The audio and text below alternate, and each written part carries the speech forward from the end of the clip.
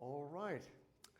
I'm on mic now, so I'm going to lower my voice so as not to overpower you. If there's any problems with the acoustics, please let me know. One thing that didn't emerge last night is how appropriate that we're talking about ancient Greece, ancient Athens, and in particular, Athenian democracy this week, because we are, of course, about to celebrate the 243rd anniversary of the Declaration of Independence. And American democracy and Athenian democracy, in many ways, they inform one another. So I'll come back to that in a moment because there's more I want to say about it. But I also thought before we go much further into the week, we ought to have a look at least at what the city of ancient Athens looked like, at least the metropolitan area. And so this is an artist's impression of what Athens would have looked like in, not in the period that I'm going to talk about today. I'm going to be talking about the, basically the 6th century, so the 500s. This Athens would look like this later into the 5th century. But what you're looking at here is the Agora, and beyond that, of course, is the Acropolis. And on the other side of that, on the southern slope of the Acropolis, will be the Theater of Dionysus. One of the reasons that I wanted to show you this is, well, let me begin with an anecdote. Sigmund Freud, the psychoanalyst, did pay a visit to Athens, and he went to the Acropolis, and his experience of seeing the Parthenon for the first time was so stunning, he actually wrote about it. And what stunned him was, get this, so after all, it's real. It really exists. It's not a myth. And it had this sort of uncanny effect on him as it pulsated between what I will call its legacy and what I will call its sheer reality. There it was. Once upon a time, it was just something that people built. And on top of that, well, sort of momentary occasion, this momentousness was erected. This, what did we call it last night? Civilizational inheritance. But it isn't just a civilizational inheritance. It was there. And we might think of ourselves as, well, time tourists, is a phrase that occurred to me, magically transported back to 5th century Athens. And you could ask, excuse me, please, ask a native there, could you tell me where Western theater got its start? And they would say, sure, you just go to the other side of the Acropolis. Look at the southern slope, you'll find the Theater of Dionysus. Or you could say, excuse me, please, could you tell me where Western philosophy got its start? Sure, you just go to the south part of the Agora, cross the street, and you'll be looking at the jail where Socrates spent his last days and swallowed the hemlock. Actually, that attribution is a little bit controversial, but you get my idea. If you ask, well, could you tell me where Western architecture gets its start? Sure, just go up to the Acropolis. You don't even have to go up because you can see it from here. It just commands the city. So here is a sort of overview of the city and the parts of it that we're going to be spending most of our time one way or another talking about. So that you'll see the Acropolis sort of commands our attention here. The Agora right at its foot on the north slope of beyond the north slope of the Acropolis. And on the southern slope here, the Theater of Dionysus. Beyond the Agora, you see the Kerameikos, and that would be a cemetery.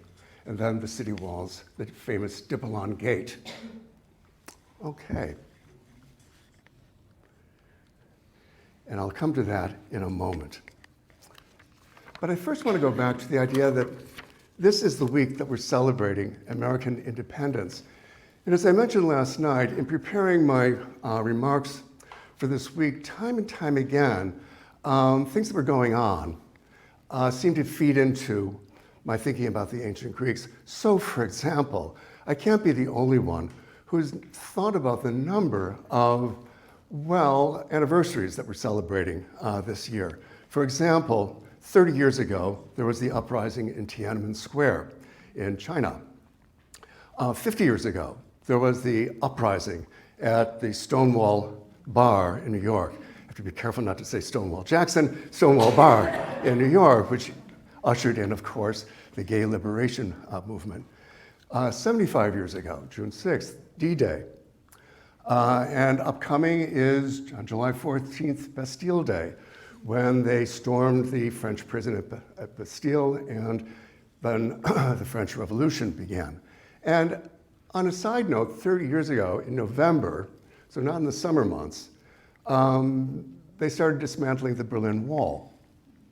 So any number of anniversaries this year, 2019, of all these liberation movements, many of them sort of involving crowds storming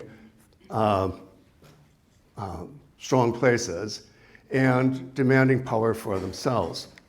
And really, we don't even have to exercise our memories. I don't know if you saw the paper this morning, but there are crowds protesting in Hong Kong, and that just seems to have reignited. Just a couple weeks ago, these crowds had taken to the streets in Hong Kong protesting the new extradition law there. So that was one thought that I had. And another thought was this. I'm a baby boomer, and I imagine most of you are as well. And I guess I was thinking, for baby boomers, at least those of us who are white, and I'll say male, and I will say born into a reasonably prosperous family, democracy just seems to be natural, normal. After all, we're all created equal, right? And after all, we've all been endowed with our Creator with certain inalienable rights, right? So it just stands to reason that democracy is the way to go. It's hard to imagine any other way to be. But history is sort of educating us that in fact democracy is something that is very, very difficult for people to encompass, let alone to carry out. I was reminded of something that Justice Holmes wrote in one of his famous dissents in Abrams versus United States, which, come to think of it, was done in 1919, 100 years ago, talking about anniversaries. So this was a free speech case, and he was writing a dissent, and he said, and the lawyers in the room will certainly recognize this language, persecution for the expression of opinions seems to be perfectly logical. If you have no doubt of your premises or your power, and you want a certain result with all your heart, you naturally express your wishes in law and sweep away all opposition. That's what comes naturally. You get power, and then you do what you want with it, like install your agenda. And many people's idea, once they get power, is to line their pockets. Why wouldn't they? What is their power there for? I'm thinking, too, of Book 1 of Plato's Republic, where a fascinating character by the name of Thrasymachus interrupts a polite discussion on the nature of justice and says, I'll tell you what justice is. It's the power of the stronger. And people grab power, and then they inaugurate regimes and laws that serve their own interests. And that is what Socrates has to work with. How do you talk a guy down from that very natural, intuitive sense of what political power is for? So like I say, Holmes sets us up to understand, I think, why democracy doesn't come naturally, and why indeed it demands of its citizens a good deal of discipline. So, of course, Holmes goes on to return to his language. The ultimate good is better reached by free trade in ideas. That the best test of truth is the power of thought to get itself accepted in the competition of the market. That, at any rate, is the theory of our Constitution. It's an experiment, as all life is an experiment. And I cite that just because this is an important idea for us to remember as we go into a talk on democracy and as we go into a week on the 5th century of Athens. It is an experiment, as all life is an experiment. Okay, so for several reasons, this is a particularly good week to be thinking about 5th century Athens. And Actually, there's another reason too. This year marks the 2,527th anniversary of democracy at Athens. And you remember the hoopla in 1993, I think, when there was the 2500th anniversary of democracy at Athens. I'm kidding, there was no hoopla. You didn't miss a thing. I'm going to get to Athens in just a moment, but there's one thing more I want to say by way of comparing American democracy and Athenian democracy. Of course, July 4th, 1776, Declaration of Independence.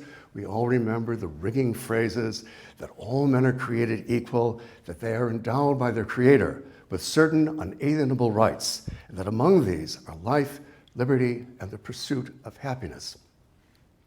Now, American democracy has deeply theoretical origins. It has its roots in the Enlightenment and Enlightenment ideas about the nature of man and God-given rights.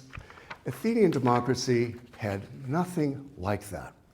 So while American democracy has been tainted deeply by some severe injustices, nonetheless, there is that ringing language of the Declaration of Independence that kind of works as a light beckoning us forward. No, we're better than this because we've been endowed by our Creator with certain inalienable rights. So when groups rise up and say, you're not treating us justly, they're likely to get a hearing, eventually. Well, in Athens, there was nothing like that. They didn't have a Declaration of Independence document. This was not theoretical, it truly was an experiment. And as a result of that, Athenian democracy was certainly compatible with slavery, and that remains a very serious mark against it. And women, really, they were citizens, but they had no rights as citizens. They led a very, very sequestered life, and nothing changed that. So I'm not citing Athenian democracy as a paradigm of justice at all. I am saying, though, that it was a very interesting and intelligent experiment, and we can learn from its flaws as well as from its strengths. The other thing is that Athenian democracy really is just sort of the foundation for everything else that was going on in the 5th century. We're going to be hearing about the history, we're going to be hearing about the art and the architecture. Those things are unthinkable without this substrate of Athenian democracy. Caleb will be talking about genre, and I think genre is the one thing they didn't need democracy for. But even that sort of inflected Athenian democracy a little bit. Okay, so let me start with one of my favorite stories. This is about Themistocles. Michael was talking about Themistocles last night, and he was very fast on the uptake, our Themistocles was. And there's a story told about him and a guy from the island of Seriphos. Seriphos, island in the Aegean, and not politically very important at all. And this guy from Seriphos sneered at Themistocles and said, you know, you wouldn't have accomplished anything if you weren't an Athenian. And Themistocles said, yeah, that's right. I would not have accomplished anything if I were an Athenian. But you, even if you had been an Athenian, you wouldn't have accomplished anything. To me, that suggests how individual achievement really was made possible by Athenian democracy. Okay, so in light of all these popular uprisings that we're reading about in the papers these days and whose anniversaries we're celebrating, there's many moments I could select to pick as the moment where Athenian democracy started. But in light of all these popular uprisings, I'm going to select a moment in 508 BC. And it's going to involve three individuals. And because Greek names are a little unusual to us in America, I've written them on the board. There are two Athenian aristocrats. One is Isagoras, and the other is Cleisthenes. And in between these, I put Cleomenes. And Cleomenes is from Sparta. In fact, he's a king of Sparta. And he is an ally of Isagoras. Okay? So those are three individuals whose names are going to be I'm going to be invoking in what's to come. But really, apart from these individuals, what I want to focus on above all is the Athenian crowd. And I want to make kind of democratic heroes of the Athenian crowd. So here's the story. So in the wake of the end of tyranny, at Athens, I'm going to get back to that. We'll talk about the tyranny and how it ended. But that ended in 510 BC. And after that, there was this power vacuum. Athens had been under the sway of a tyrant, Pisistratus and then his son Hippias, for many years. So when Hippias had been exiled and they finally got rid of the tyrant, there was this struggle for power amongst the elite at Athens. Isagoras was one of them, and Cleisthenes was another, the two main contenders. Cleisthenes had tried to recruit the people to his cause by making concessions and promises to them, and by enlisting the demos. I didn't write that word on the board, it's D-E-M-O-S, demos, and it means the people. And sometimes I'll be talking about the demos. All right, so Cleisthenes enlisted the people, but it didn't prevent him from being booted out of town by Isagoras. And with Cleisthenes gone, Isagoras brought in his buddy Cleomenes from Sparta and tried to remake the Athenian government so that he could take power. So first of all, he tried to banish several hundreds of prominent Athenian families, and he managed to do that. And then the historian Herodotus tells us that he turns attention to the council. We don't know exactly what the council was, possibly the Council of 400, which I'll talk about in a moment. And he tried to disband that. But this is where things got interesting. Because you see, the council members refused to be disbanded. No, we're not going. And at that point, Isagoras and Cleomenes occupied the Acropolis, according to Athens, to say, we're here, we control this, we're not going anywhere. Now, this image that you see here is the Acropolis as it would have looked kind of in the late 6th century. Notice that there is no Parthenon, there's no Erechtheum, the Propylaea, as we know them nowadays, is not there. What you're looking at is two temples, one called the Old Temple of Athena, and the other, I believe, the Hecatompedon. Michael or Elizabeth will correct me. But in any event, the Acropolis was not quite the splendid place that we think of it as being. Nonetheless, that is where Isagoras and Cleomenes took their stand, but this is where the crowd, the Athenian crowd, stood up and took to the streets, and they besieged them there for 2 days, until they finally secured Cleomenes' promise that he would leave Athens, taking his troops with him, and Isagoras was banished, and then Cleisthenes was called back. Okay, and we'll talk about what Cleisthenes did later on. But first I want to focus on just what this crowd did, that they managed to act in an organized way for a protracted amount of time. Took a couple days before they could secure the promise from Cleomenes that he would leave, and they did it without a leader. Since their leader, Cleisthenes, was gone, vanished. So what I want to do now is to look at how is this possible? What were the shaping influences that made this crowd sufficiently self-conscious that they would say, no, we're not standing for this, we're mad as hell, and took to the streets. So, oh yeah, this is an image of one of those temples.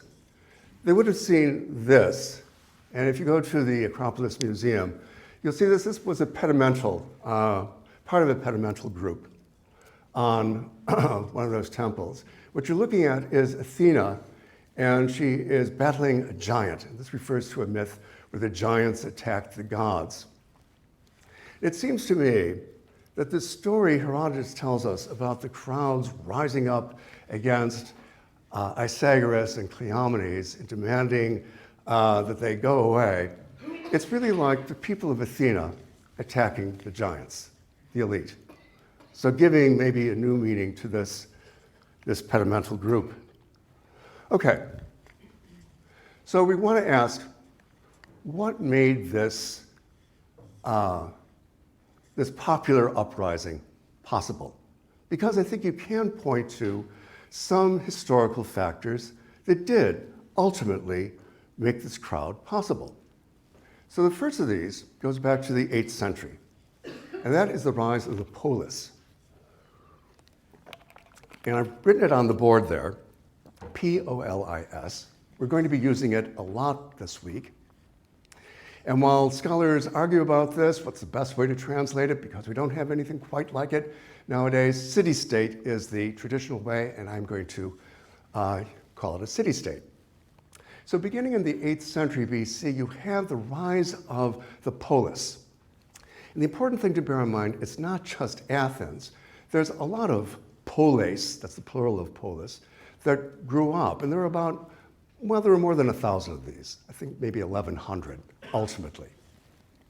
And maybe you can see just by looking at this map, not looking at it in any detail, many of these polis tend to be on the coastline. Plato said the Greeks, they're like frogs around a pond, and the pond would be the Mediterranean. And you can kind of see that from this. Now, one reason why you do have polis rather than, well, large imperial territories, large kingdoms, is just because of the geography of Greece.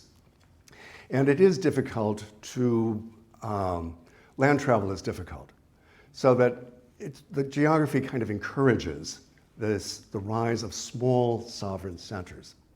Something else that was going on in the 8th century was the introduction of the alphabet, which the Greeks adapted from the Phoenician writing system, and they made of it a highly readable, legible system. The reason that was important for the rise of democracy ultimately was because it made it possible to write down laws. And what you're looking at here is a law code from Gortyn, which is on Crete. This is from the 5th century, so subsequent to the period that I'm talking about this morning. But it will just give you an idea of what a written law looked like. And this would have been posted in a public place. And people debate about, well, what does this mean ultimately? Does it serve the interests of the people, because now they can point to what the law is? Or does it serve the interests of the elites? Because how many of the uneducated people could read?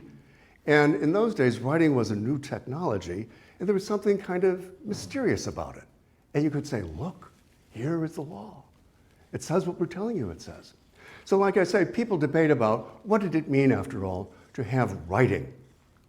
But I think it's fair to say, not uncontroversial, but that it did serve to make the city to make governance a more regular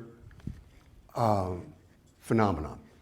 So what we're looking at now is a translation of another legal inscription, this one from the 7th century BCE. So much earlier than that Gortyn code that we were looking at. And here's what it says. May God be kind. The city has thus decided. Actually, in Greek, it is pleasing to the city. Okay? When a man has been cosmos, well, we don't know enough about Dryros to know exactly what the cosmos was, but plainly an official public office of some kind.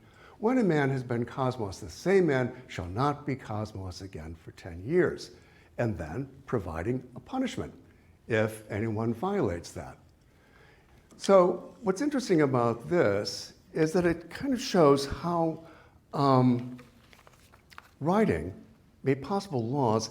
And one of the first kind of laws that the Greeks had recourse to were laws that put limits on the use of political power. Here's your term of office. You may not violate that. And there was a quote here that I I wanted to get the exact language. One scholar writes that, looking at this Dreros inscription, that the city was a self-conscious, self-governing body that could actively create new rules for the community. Okay? So one factor I think that excited the crowd is, look, there are rules. And these rules constitute what our lives are as citizens in Athens. Which brings me to my second point. And I didn't write, oh yes I did, Solon. And this is certainly a name to remember. He is one of the great poet-statesmen of Athens. And in 594 BC, Solon was tasked with trying to bring the city together. Because, you see, it had sort of divided into factions. And it was a real disparity in wealth, so some problems just don't go away. And a number of Athenians were so hard up that they had sold themselves into slavery to other Athenians. That's right, they'd given up their citizenship. Solon came in and to address the increasing factionalism that was tearing Athens apart. And he did a number of things.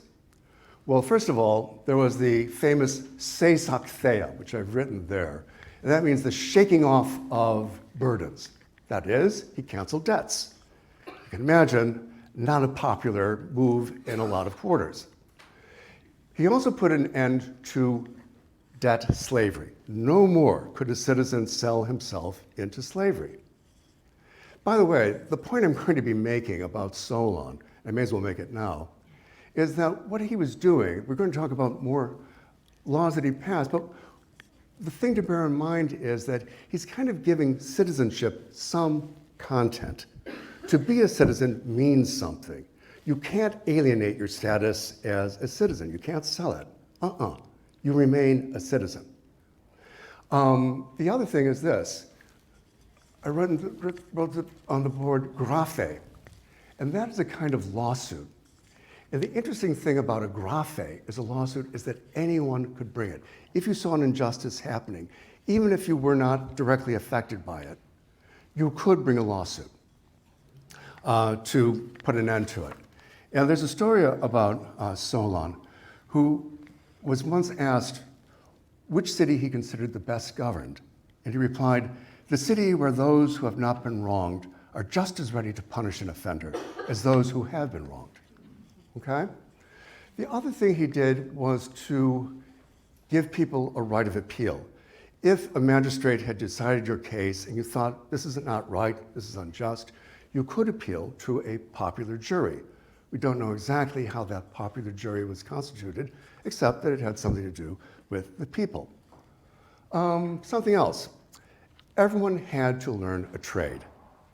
One of the laws was if a parent does not teach one of their children a trade, how to earn their living, then that child owed that parent no support when they became old. You had to teach your child how to become self-sufficient. Again, like I say, the big idea is citizenship has content. Oh, this is something else that's kind of interesting. We only hear about it later from Plutarch, who's writing in the 2nd century AD. So it's not absolutely clear that this actually existed. Maybe it's a tradition, but it's an interesting tradition, which is this, that Solon passed a law that said, in case of a city conflict, a conflict in the city, every citizen had to take a side. You couldn't sit anything out. And if you didn't, you lost your citizenship. It was that important to be engaged. Okay? So there's another law too, which I guess I'll mention.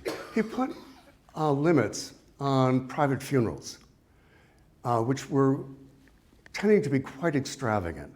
And he said, no more of that. And in a way, I think a lot of that was partly prompted by the wish to cut down the importance of rich families and stop the flaunting of wealth. And again, with a view towards encouraging a more city-centered consciousness. Now, the interesting thing about Solon is he said, I didn't give anyone exactly what they wanted.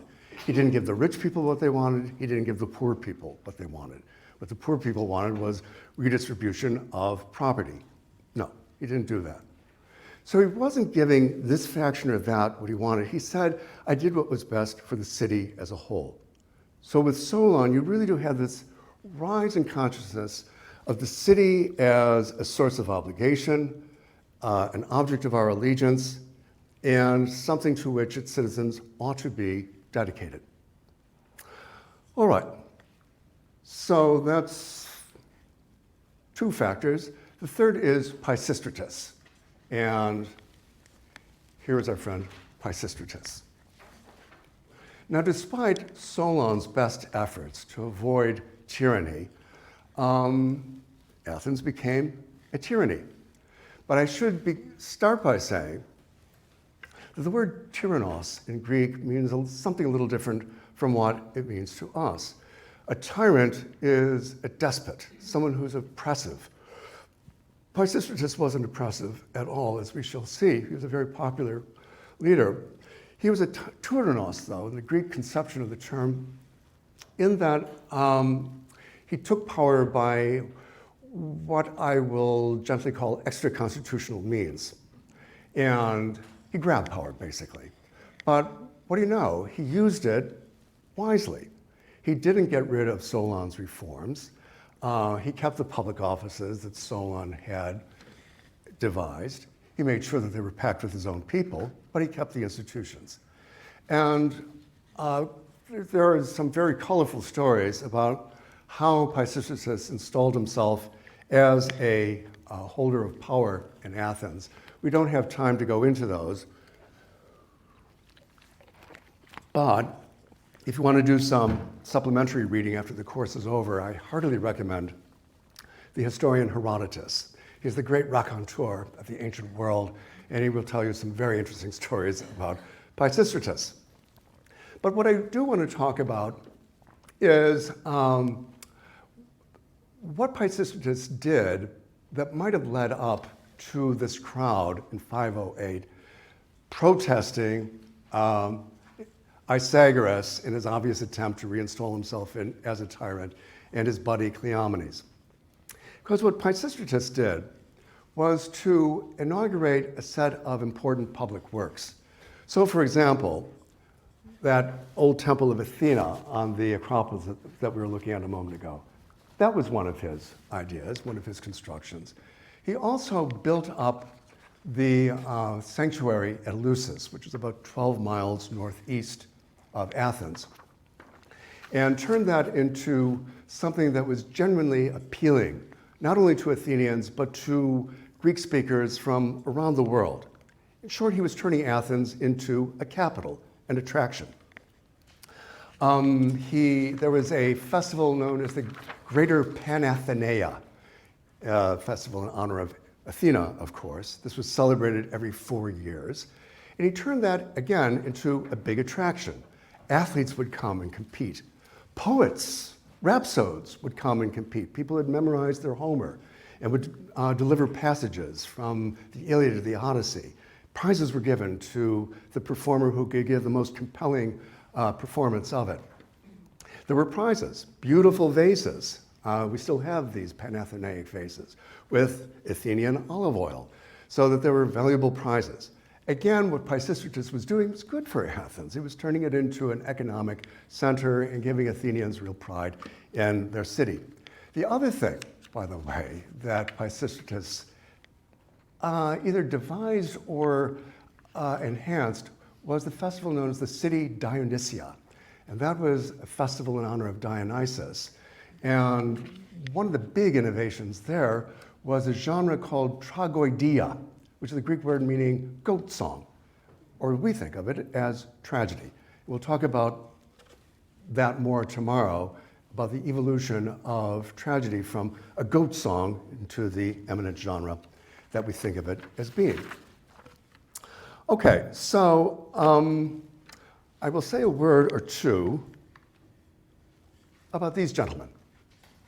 These are the Tyrannicides, Harmodius and Aristogeiton, and I guess I've put their names there. Good. So Harmodius and Aristogeiton were the subject of song and the objects of admiration as the two who put an end to tyranny at Athens. They weren't. It was different from that. It was a myth that was told about them, and Thucydides and Herodotus as well sort of demythologize Harmodius and Aristogeiton. The real story, the historians tell us, is this, that Harmodius and Aristogeiton were lovers. So actually this is more a chapter in Caleb's gender lecture than in my democracy lecture.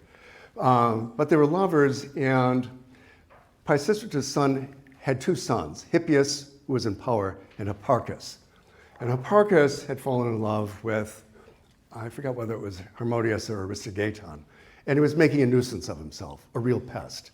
And it got pretty nasty, and he was insulting their families, and the two lovers decided we've got to get rid of Hipparchus, and if we're going to get rid of Hipparchus, we better get rid of Hippias as well.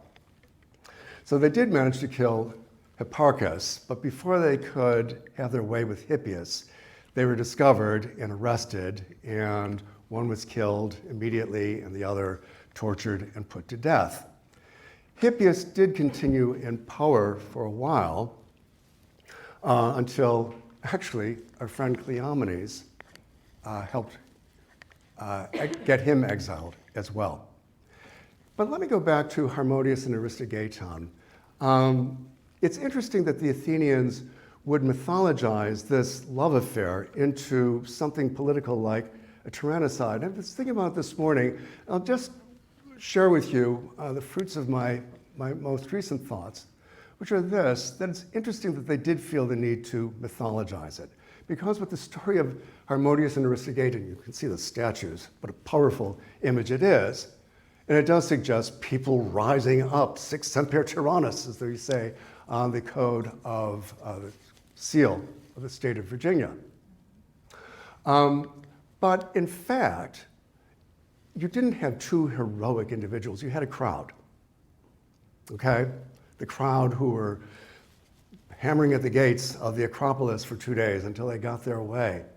And you also had Cleisthenes, who was, well, basically a wonk, as you'll see in a moment.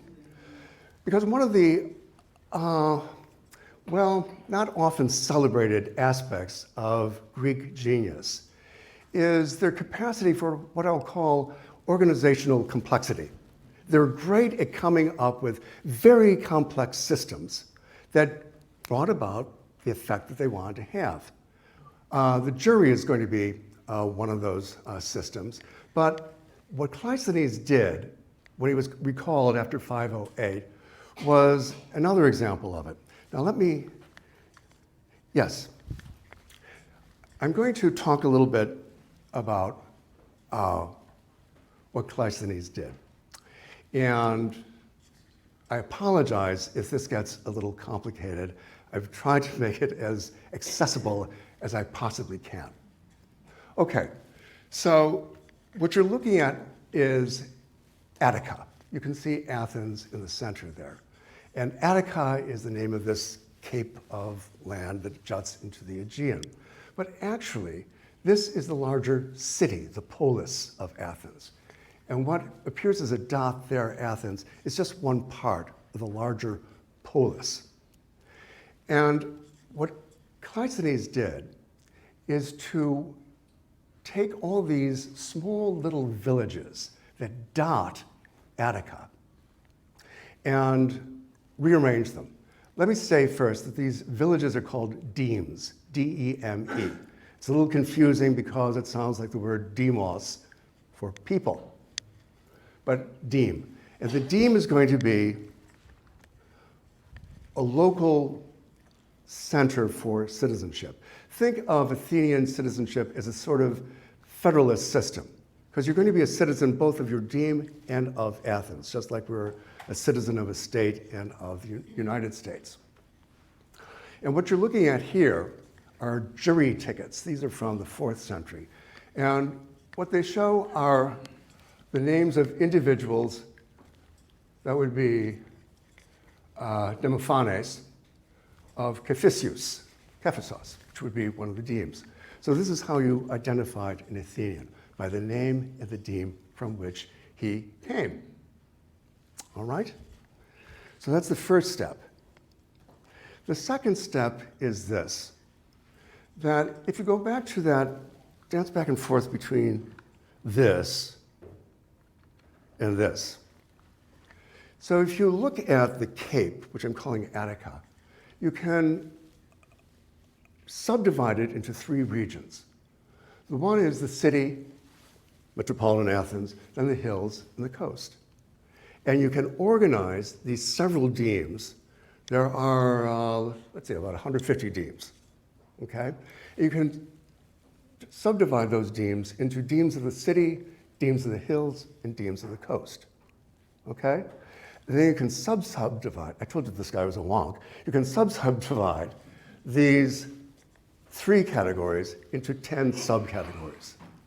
So that as a deme, you're part of a packet of other demes, and you're forming one of the packets of the demes that belong to, say, the city. And there's 10 of those. Or you could be, if you lived in the hills, your deme would be part of a packet of another number of demes that were situated in the hills, and there would be 10 of those packets, and so too with the coast. Now, what I'm calling packets, the Greek word is tritius. It means a third, okay? Now, here's where it gets very, very interesting. What he did is then identify 10 tribes. Phuli is the Greek word. And each tribe is going to consist of 3 of these tritias. But each tritius will come from a different one of these groups. So tribe 1, say, will have tritius from the city, tritius from the hills, and tritius from the coast, okay? And so on and so forth until you get 10 tribes. Now, what is all that complexity, all that wonkiness about? Well, it's about a number of things. First of all, I need a drink of water before I get into this.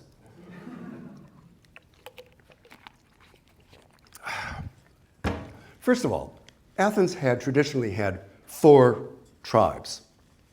So what he's doing is getting rid of the 4-tribe system and installing a 10-tribe system. So what, you ask? Well, the tribes had been ancestral, they had been blood-based, and I'm sure any bloodlines were very, very attenuated indeed, if not downright mythical. But nonetheless, they had this sort of blood basis to them. What he was doing was getting rid of that. Families do not count anymore. It's all about the city and its purposes. The city is going to replace these family-based tribes. And the tribes are now going to be based on location. But it's not location in the sense of vicinity. Any one tribe is going to be drawn from very different parts of Attica. So what you have is, revert to the federalist system. You have on the one hand a citizenship that is very local. You are a citizen of your deme, the little village that you grew up in. But you're also going to be a citizen, you're going to belong to a tribe. And as a tribe member, you will be associated with people who come from all over the larger Cape of Attica called Athens. So that he is encouraging, once again, this polis-centric, this larger polis mentality on the part of citizens.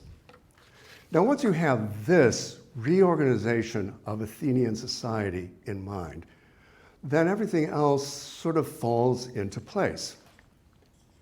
So you have the sovereign body of Athens is now the ecclesia. I didn't write it on the board. Well, I'll do it now, because it's an interesting word.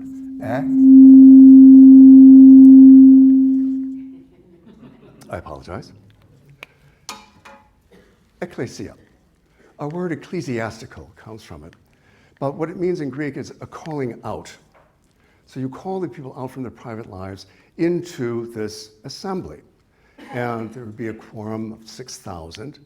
In the 4th century, the ecclesia meant 4 times a month. So this was something that could be very, very involving indeed. But this was the sovereign body. What they said, that was law. It went. That's why Athens is called the most radical democracy that ever existed. And in many ways, it was. I'll come back to that. But another organ that was very important was the boule, B-O-U-L-E. And you can think of that as the Senate. Now, this is where, for the Senate, this is where the tribal structure, as devised by Cleisthenes, becomes important. Because here is how the Senate was, the members of the Senate were selected. You would have 50 members from each of the 10 tribes. So there were 500 members of the Senate altogether. And how were those people selected? Simply by lot. No elections. Okay? And this was felt to be much more democratic. The emphasis was not on expertise. The emphasis was rather on equity, giving everyone a chance. It's also interesting, it occurred to me, since you're not running for office and you can't campaign for office, then there's no politicking, there's no ideology, and you're just there with members of your tribe. And the members of your tribe are guys that you might have never seen before in your life, but you've got to do business with them. And also, since you're all members of this 500, then you're dealing with people from other tribes as well. Okay, so what the boule did was basically set business up for the ecclesia to propose legislation for them. All right. Let me go to the board here and say a few words about these. Democracia. It's the word, obviously, etymology of our word democracy, but it comes from demos, the people, hold the power, kratos, okay? And kratos, by the way, is not a warm, fuzzy word. It really means power, like raise your fist. So it's where, if you want to put it pejoratively, it's like where the mob holds power. And believe me, a lot of people did use the word democratia pejoratively. They thought it was not a good thing. If you wanted to speak praisingly of democracy, you might use one of these words. Isagoria, isos, equal. Agoria, well, to assemble or even to speak. So the right of equal speech, isagoria. Think of the ecclesia, anyone could get up and talk if they wanted to.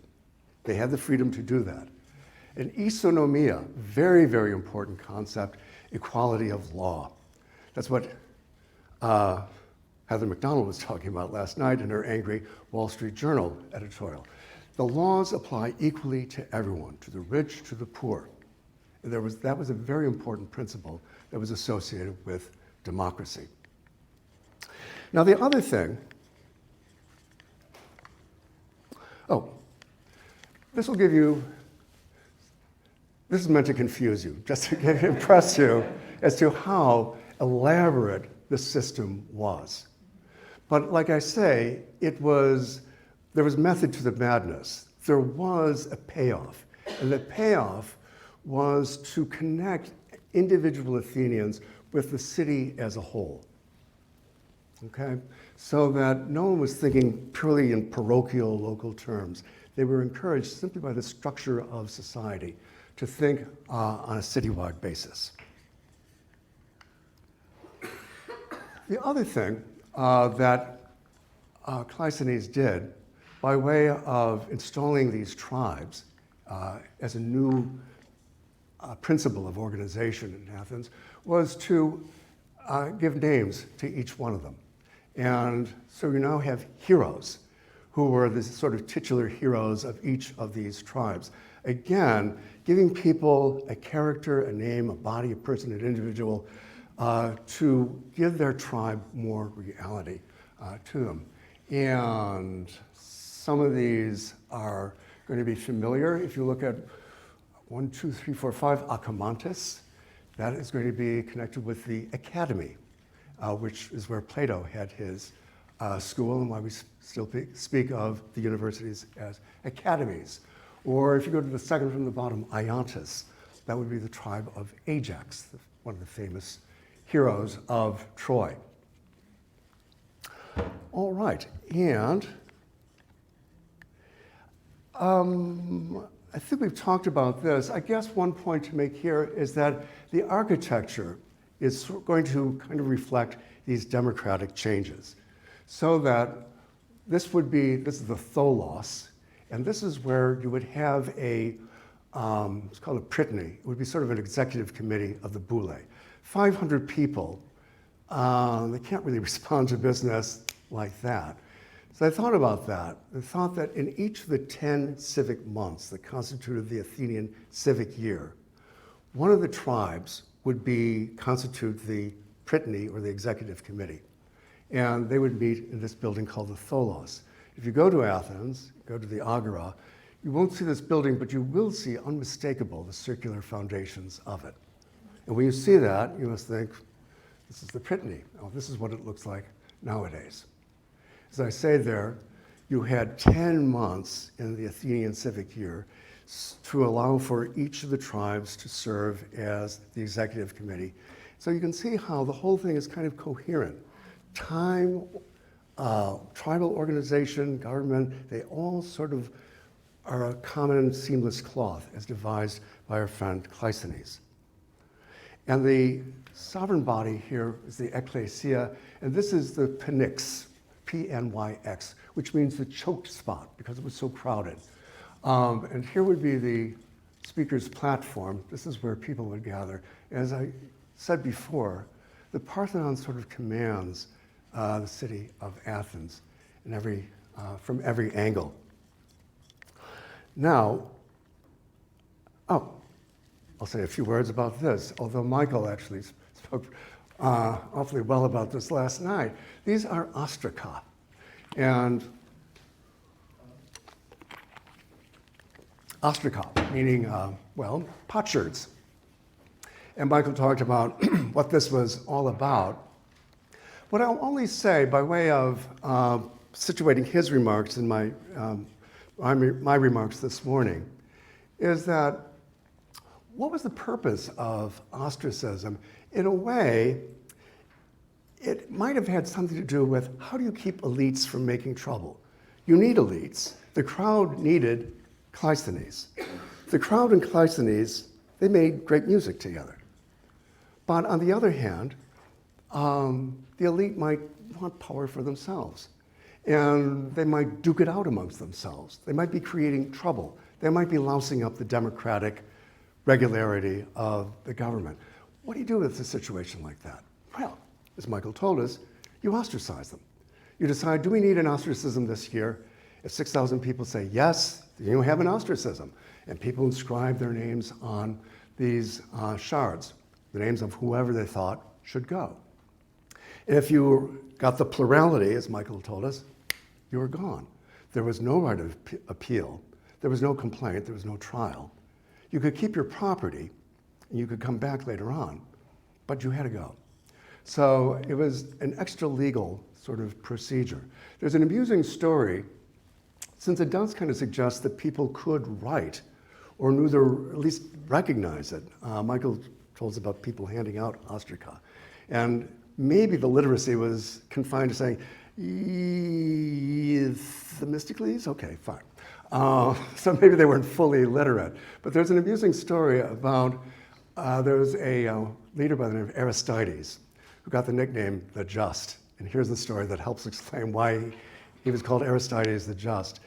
A guy came up to Aristides and said, would you do me a favor? I can't write, but I want to file a complaint on my ostracon here.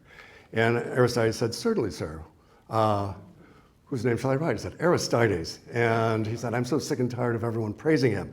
So Aristides the Just wrote his name and put it into the pot. All right, so I see that we have some time. Jim? Good. So at this point, if you have your book, I wonder if I can ask you to pull it out. And if you go to the section called Articles,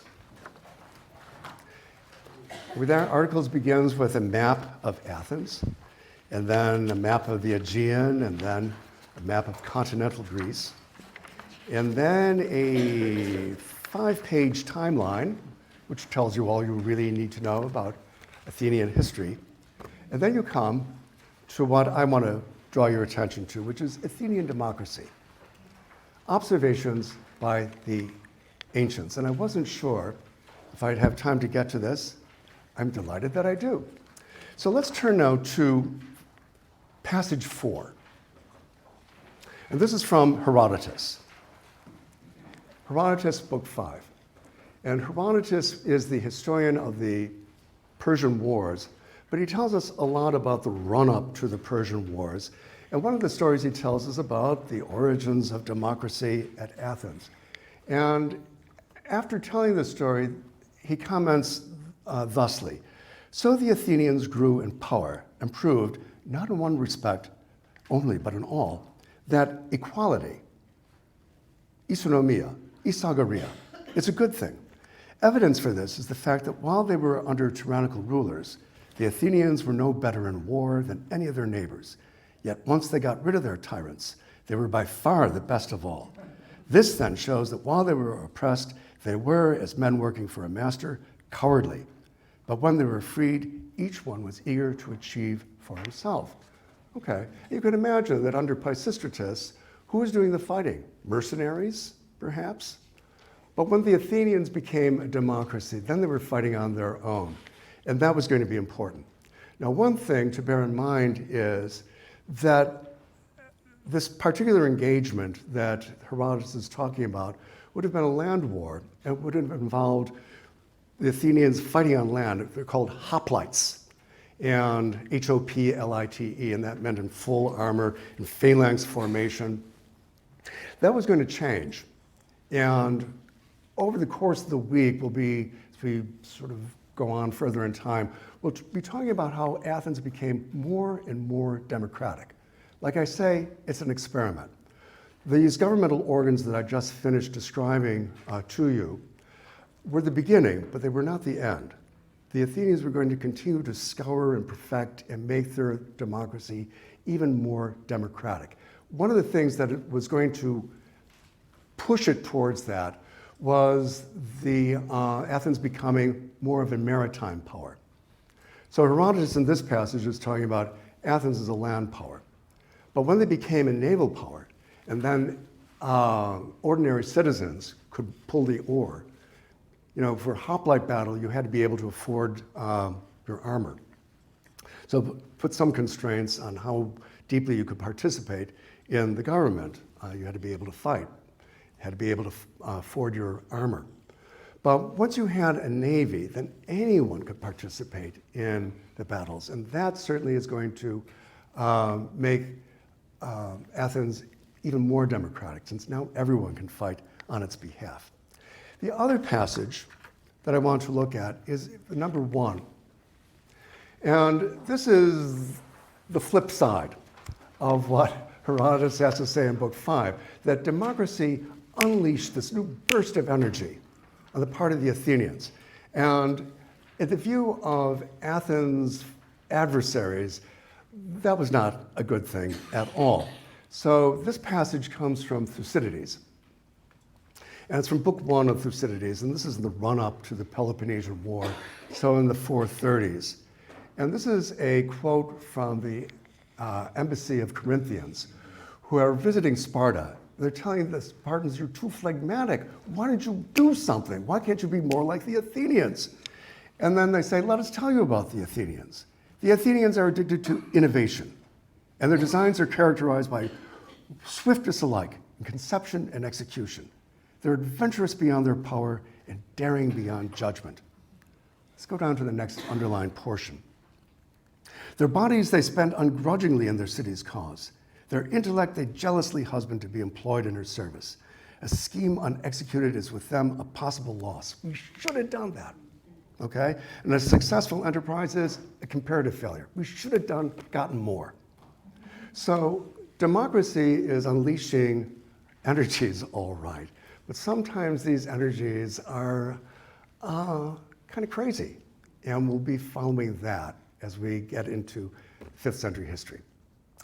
All right, I think, is that about it, Jim? All right, well, thank you very much, and we'll be revisiting this idea of democracy several times. Thank you.